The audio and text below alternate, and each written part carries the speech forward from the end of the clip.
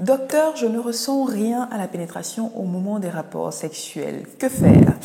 Eh bien, si vous aussi vous souhaitez améliorer les sensations au moment de la pénétration au moment des rapports sexuels, eh bien, installez-vous, cette vidéo est faite pour vous, ça commence tout de suite.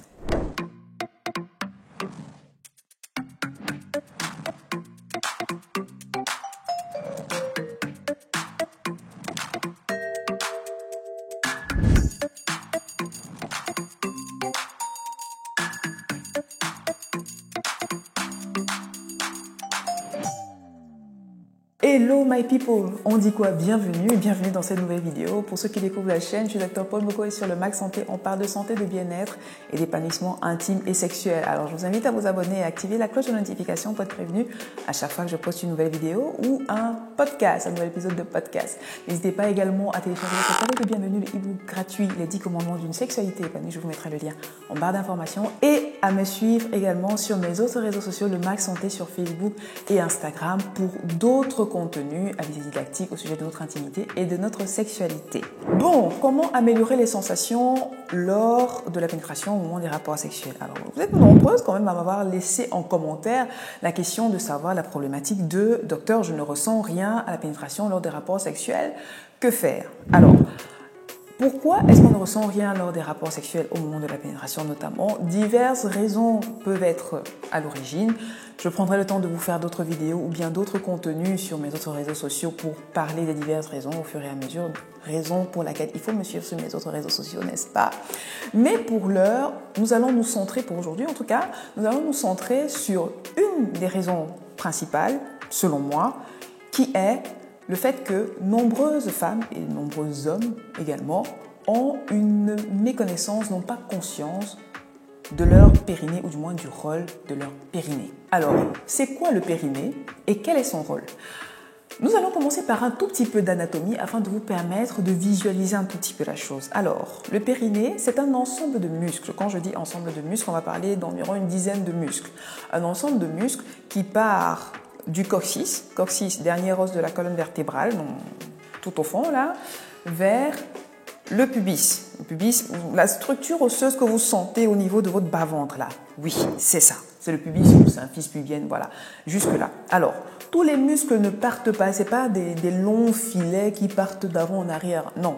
C'est plusieurs, on va dire, faisceaux de muscles qui sont insérés, qui ont des points d'insertion différents. Et en fonction, il faut savoir qu'avec les muscles, en fonction des différents points d'insertion, ils ont une action de contraction ou bien de détente ou bien d'élongation, si je puis dire ainsi, différentes, et donc ils vont avoir des rôles différents. Okay? Certains muscles vont partir par exemple du pubis pour s'insérer sur une autre partie de l'os iliaque par exemple, et ainsi de suite.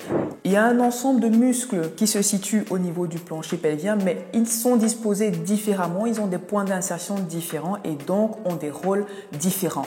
Certains vont être vraiment latéraux, d'autres vont entourer les différents orifices. D'ailleurs, pour davantage vous situer, si on considère qu'on se divise le périnée en deux parties, le périnée antérieur et le périnée postérieur, les muscles qui sont situés en avant ou en arrière n'auront pas tout à fait la même fonction. Au niveau du périnée antérieur, on aura l'urètre, l'orifice par lequel on fait pipi. L'orifice vaginal, chez les femmes, en plus, ça se situe au niveau d'une périnée antérieure. Et au niveau postérieur, on aura l'orifice anal.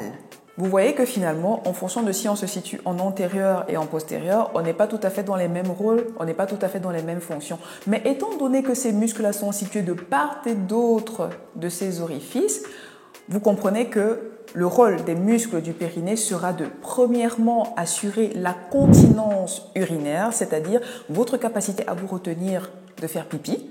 Okay? Sinon, vous vous faites pipi dessus. On est d'accord?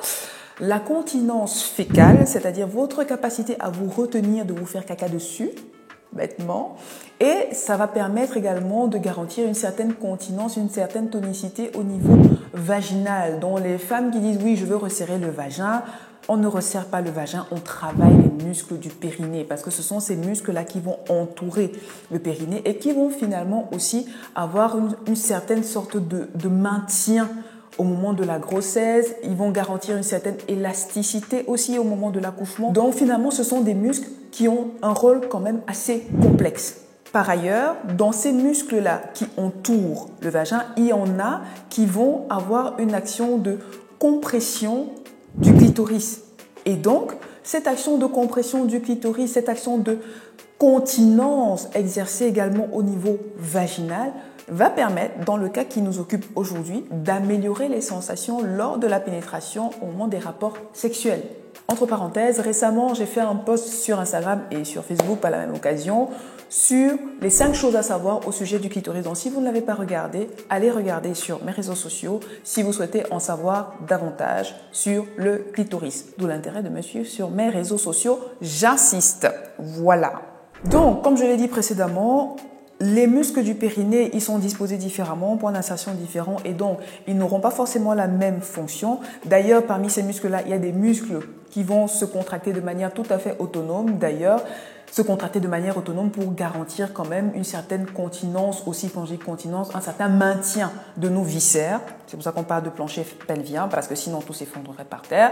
Donc ils vont se contracter spontanément pour maintenir quand même au niveau de nos viscères. Donc ça se fait de manière autonome. Mais il y a aussi une catégorie de muscles qu'on peut contracter de manière volontaire. Et ça, vous le faites même sans vous en rendre compte. Et ce sont ces muscles-là qu'on peut travailler. Même s'ils ont des rôles différents, on peut les travailler ensemble au cours d'une même séance. Maintenant, pour quelles raisons est-ce qu'on va avoir un périnée affaibli? Tout d'abord, il faut savoir qu'à partir du moment où vous avez des activités qui exercent une sorte de pression au niveau de votre plancher pelvien, eh bien, ces actions-là seront susceptibles de fragiliser votre périnée.